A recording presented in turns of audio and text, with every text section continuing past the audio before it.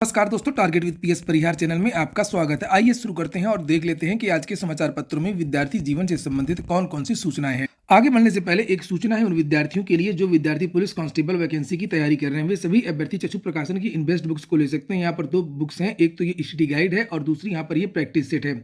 अगर हम लोग स्टडी गाइड की बात तो इस स्टडी गाइड में 5 साल पेपर्स तो हैं ही, साथ में 3000 से ज़्यादा बहुविकल्पीय प्रश्न दिए हुए हैं और इसके साथ में आप लोगों को पूरा का पूरा जो स्टडी मटेरियल है वो डिस्क्रिप्टिव फॉर्म में दिया हुआ है। जैसे यहाँ पर अगर हम लोग बात करें ये स्टडी गाइड की, तो यहाँ पर यूपी पुलिस के बारे में सामान्य जानकारी दी गई है और करंट अफेयर भी आपको इसी स्टडी बुक में मिल जाएगा और इसमें सॉल्व पेपर भी मिल जाएगा, जिसे आप लोग यहाँ पर इंडेक्स में देख सकते हैं।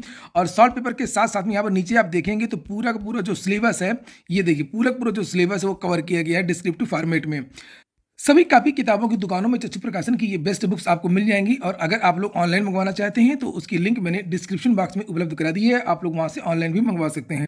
इसी प्रकार से यहाँ पर जो प्रैक्टिस बुक आप लोग देख रहे हैं इसमें भी उसी प्रकार के प्रश्नों का समावेश किया गया है और लेवल भी वही रखा गया है जिस प्रकार के प्रश्न यूपी पुलिस कांस्टेबल भर्ती में पूछे जाते हैं। इस प्रैक्टिस सेट में 15 प्रैक्टिस सेट है और 8 साल पेपर भी मिल जाएंगे। इसकी भी लिंक मैंने डिस्क्रिप्शन में उपलब्ध करा दी है।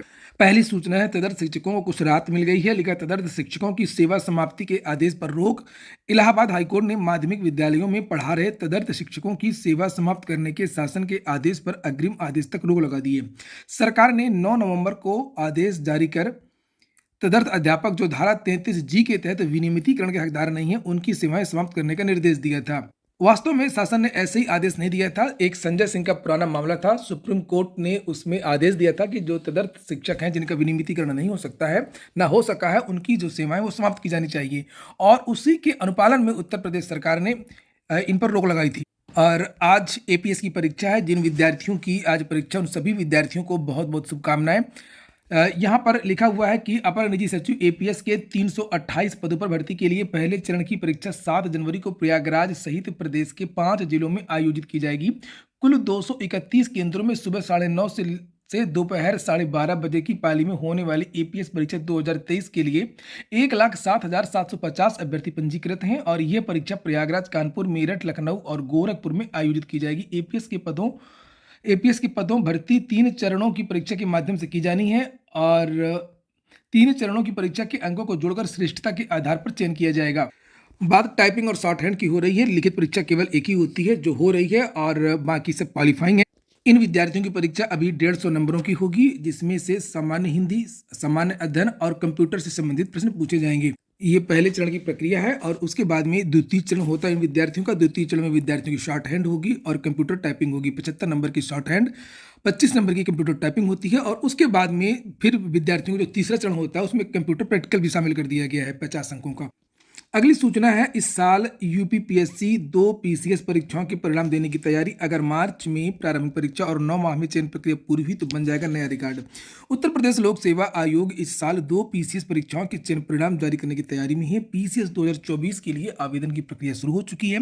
आयोग मार्च में प्रारंभिक परीक्षा करा सकता है। अगर ऐसा हुआ और पहले की तरह इस बार भी 9 माह में परिणाम जारी करने का लक्ष्य निर्धारित किया गया तो इस साल पीसीएस 2023 के साथ पीसीएस 2024 का परिणाम भी आ जाएगा। आयोग ने पीसीएस 2022 का अंतिम चयन परिणाम 10 माह के भीतर जारी किया था और पीसीएस 2023 का चयन परिणाम 9 माह के अंदर जारी करने का लक्ष्य निर्धारित किया गया है। हालांकि आयोग अब 8 माह में पीसीएस 2023 का परिणाम जारी करने की स्थिति में, फिलहाल दोनों ही स्थितियों में पीसीएस का परिणाम जारी करने को लेकर के एक नया रिकॉर्ड बन जाएगा। इस तरीके के कागजी रिकॉर्ड बनने से कुछ नहीं होगा। इतने कम पदों पर वैकेंसी निकाल रहा लोक सेवा आयोग पिछले 2-3 सालों से, जबकि उत्तर प्रदेश से छोटे राज्य हैं बिहार और अन्य राज्य जहां पर 800 पदों पर पीसीएस की वैकेंसी कंप्लीट हो रही हैं और वहीं पर उत्तर प्रदेश बिहार से 3 गुना बड़ा राज्य है और वहां पर सोचने वाली बात है कि मात्र 220 पदों पर भर्ती का विज्ञापन जारी हुआ है। इसी तरह से पिछली बार 173 पदों पर विज्ञापन जारी हुआ था और 254 पद हो गए थे केवल। जब इतने कम विद्यार्थी रहेंगे तो रिकॉर्ड बनाइए चाहे जो कुछ बनाइए, किसी को कोई मतलब नहीं है। वहीं पर परीक्षा इत्यादि के बारे में भी जानकारी दी गई है। एग्जाम कैलेंडर के बारे में भी लिखा है, आयोग के सूत्रों के अनुसार प्रारंभिक परीक्षा मार्च में कराए जाने की तैयारी है। हालांकि परीक्षा तिथि पर अभी अंतिम निर्णय नहीं लिया गया है। आयोग की ओर से वर्ष 2024 का कैलेंडर तैयार किया जा रहा है, जिसके जारी होने के बाद पीसीएस 2024 की प्रारंभिक परीक्षा की तिथि को लेकर के स्थिति स्पष्ट हो जाएगी। कार्यालय प्रधानाचार्य स्वशासी राज्य चिकित्सा महाविद्यालय कुशीनगर से वैकेंसी आई है कुछ चिकित्सकों की संविदा के आधार पर, जिसे आप लोग यहाँ पर देख सकते हैं। यहाँ पर नीचे लिखा हुआ है कि उक्त संविदारत पदों पर चयन की प्रक्रिया प्रधानाचार्य चयन समिति की संस्तुति के आधार पर अंतिम चयन महानिदेशालय चिकित्सा शिक्षा एवं प्रशिक्षण उत्तर प्रदेश लखनऊ उत्तर प्रदेश शासन चिकित्सा शिक्षा विभाग के स्तर से पूर्ण की जाएगी। अगली सूचना उत्तर प्रदेश अधीनस्थ सेवा चयन आयोग की। एक वीडियो मैंने बनाया था जिसे आप लोगों ने देखा भी था, काफी छात्रों ने, लगभग 27,000 लोगों ने देखा था 3 दिन पहले, जिसमें केवल यूपी ट्रिपल एससी की भर्तियों के बारे में मैंने जानकारी दी थी और पुलिस कांस्टेबल एग्जाम को लेकर के, ये नीचे देखा होगा आप लोगों ने। तो इसमें मैंने आप लोगों को जानकारी दी थी कि आईटीआई इंस्ट्रक्टर एग्जाम जल्द होगा और बहुत जल्द इसकी नोटिस जारी होने वाली है। फाइनली जो कहा गया वही हुआ और ये नोटिस आईटीआई इंस्ट्रक्टर भर्ती की जारी कर दी गई है और इसमें विद्यार्थियों को मौका मिला है। 2406 पदों के सापेक्ष केवल 3304 विद्यार्थी ही योग्य मिले और यही विद्यार्थी परीक्षा देंगे। तो इसमें से देखने वाली बात यह है कि 2406 में से 3304 को घोषित किया गया कि ये योग्य हैं परीक्षा देने के लिए। उसके बाद में कितने विद्यार्थी परीक्षा में बैठते हैं ये देखने वाली बात है। तो मुझे लगता है कि जितने भी विद्यार्थी परीक्षा देंगे लगभग सभी विद्यार्थियों का चयन हो जाएगा। नीचे देखिए, प्रदेश में प्रशिक्षण एवं सेवा योजना विभाग के लिए 59 ट्रेड में अनुदेशकों के 2406 पदों पर भर्ती की लिखित परीक्षा के लिए योग्य भर्तियों की सूची जारी कर दी गई है। एक बात और बताऊं कि अगर आप लोगों ने वीडियो को लाइक ना किया हो तो लाइक अवश्य कर दिया करें और जो नए छात्र हों तो चैनल को जरूर सब्सक्राइब कर लें ताकि आप लोगों को विद्यार्थी जीवन से संबंधित सभी महत्वपूर्ण अपडेट से सबसे पहले मिलती रहे। नीचे लिखा कि अधीनस्थ सेवा चयन आयोग की वेबसाइट पर इसे देखा जा सकता है और वही सब बातें यहाँ पर लिखी हैं। और एक इसमें महत्वपूर्ण चीज भी लिखी है, लिखा है कि अगर अभ्यर्थियों को इस सूची पर किसी तरीके की आपत्ति है तो 15 जनवरी तक आयोग के लखनऊ स्थित कार्यालय में अपना प्रत्यावेदन दे सकते हैं। भारत के लिए एक और गर्व का दिन है जिसे आप लोग यहाँ पर देख सकते हैं, आदित्य L1 का सूर्य नमस्कार। चंद्रयान के बाद में सूर्ययान की ये एक बड़ी उपलब्धि है। लिखा खगोल विज्ञान में बहुत बड़ी उपलब्धि हासिल करते हुए भारत ने अपना पहला सूर्य मिशन आदित्य L1 पृथ्वी से 15 लाख किलोमीटर दूर मौजूद बिंदु लैग्रांजियन 1 यानी L1 पर पहुंचा दिया गया है और इस बिंदु की परिक्रमा करते हुए हमारे मिशन की नजरों से अब सूर्य कभी ओझल नहीं हो सकेगा। वैज्ञानिकों को बधाई देते हुए प्रधानमंत्री नरेंद्र मोदी ने इस सफलता को भारत का रचा एक और मील का पत्थर करार दिया। तो किसी भी प्रतियोगी परीक्षा में इसके बारे में पूछा भी जा सकता है, इसलिए आप लोग कुछ चीजें याद रखिएगा। जैसे इसका प्रक्षेपण किस तारीख को हुआ था, 2 सितंबर को इसका प्रक्षेपण हुआ था। किस यान से किया गया था, PSLV C57 से किया गया था। हेलो ऑर्बिट क्या है, हेलो ऑर्बिट के बारे में अक्सर चर्चाएं होती रहती हैं। वो एक ऐसा बिंदु होता है जहां पर सूर्य और पृथ्वी का जो गुरुत्वाकर्षण होता है वो समान हो जाता है। लिखा यहाँ पर देख सकते हैं L1 बिंदु सूर्य के हेलो ऑर्बिट में है। यहाँ सूर्य और पृथ्वी के गुरुत्वाकर्षण में संतुलन होता है जो यान को कम से कम ऊर्जा खपत के साथ अपने काम पूरे करने में मदद करता है। और ऐसा नहीं है कि जो आदित्य L1 है वो सूर्य में पहुंच गया है, अभी भी करोड़ों किलोमीटर दूर है। सूर्य से पृथ्वी की दूरी लगभग 15 करोड़ किलोमीटर है और आदित्य ने इसमें केवल 15 लाख किलोमीटर की दूरी तय की है, यानी कि लगभग 1%। फिर भी ये बहुत बड़ी उपलब्धि है। और अगर टोटल दूरी की बात करें तो इस तरीके से अगर सीधे सीधे देखेंगे तो ये 15 लाख किलोमीटर, लेकिन आप देख सकते हैं यहाँ पर इस तरीके से घूम करके ये गया है और इस तरीके से 37 लाख किलोमीटर का सफर ये तय करना पड़ा है। वहीं पर अगर टोटल समय की बात करें तो यहाँ पर देखिए लिखा 126 दिन लगे हैं L1 बिंदु तक पहुंचने के और ये पहुंचा था 6 जनवरी 2024 को, गया था 2 सितंबर को। वैकेंसीज के साथ साथ में पढ़ाई भी जरूरी है और यहाँ पर देखिए एक विज्ञापन भी है, एक भर्ती का है।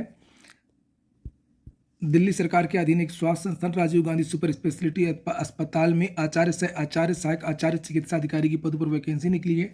इस वेबसाइट पर जाकर के आप लोग अधिक जानकारी प्राप्त कर सकते हैं, आवेदन कर सकते हैं। विशेष शिक्षा में 2 वर्षीय की बीएड बंद, अब नहीं मिलेगी मान्यता। बहुत ज़्यादा अफवाह उड़ती रही 2-3 दिन और कि बीएड बंद हो गया है, लेकिन ऐसा कहीं कुछ नहीं है। ये केवल विशेष शिक्षा वाले बीएड की बात हो रही है।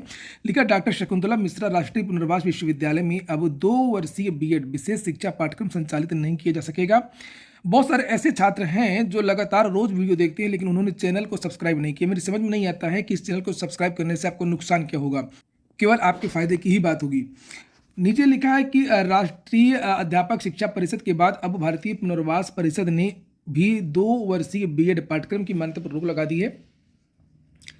भारतीय पुनर्वास परिषद ने आगामी सत्र से 2 वर्षीय बीएड विशेष शिक्षा की बात हो रही है यहाँ पर पाठ्यक्रम की मान्यता देने पर रोक लगा दी है। और आरसीआई ने सत्र 2024-25 में किसी भी विश्वविद्यालय संस्थान व कॉलेज को पाठ्यक्रम संचालित किए जाने को लेकर के मान्यता देने पर प्रतिबंध लगा दिया। इस संबंध में आरसीआई के सदस्य सचिव विकास त्रिवेदी की ओर से सर्कुलर भी जारी कर दिया गया, जो पत्र आप लोगों ने देखा था।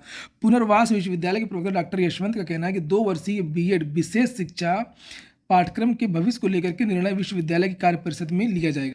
पॉलिटेक्निक में प्रवेश शुरू हो रहे हैं और लिख दिया है कि इस बार सीधे प्रवेश नहीं होंगे। अगर आप लोगों ने एंट्रेंस एग्जाम नहीं दिया तो आपका एडमिशन किसी भी डिप्लोमा के लिए नहीं होगा।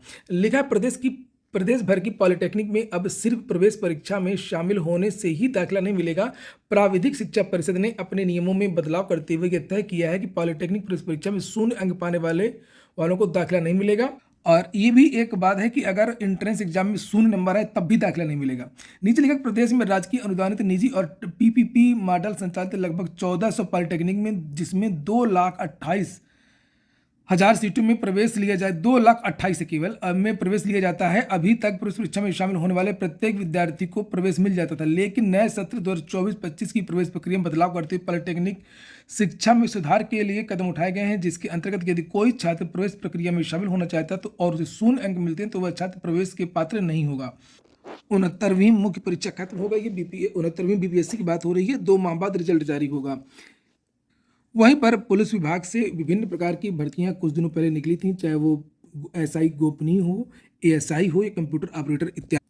इनमें आवेदन आज से शुरू हो रहे हैं, जिसे आप लोग यहाँ पर देख सकते हैं। ये 7 जनवरी से लेकर के 28 जनवरी के बीच में आवेदन करना है। तो यहाँ पर देख सकते हैं विभिन्न प्रकार के पद हैं। पुलिस एसआई गोपनीय का पद है, पुलिस एएसआई का पद है, पुलिस उप निरीक्षक, पुलिस सहायक उप निरीक्षक समूह इसका भी पद है।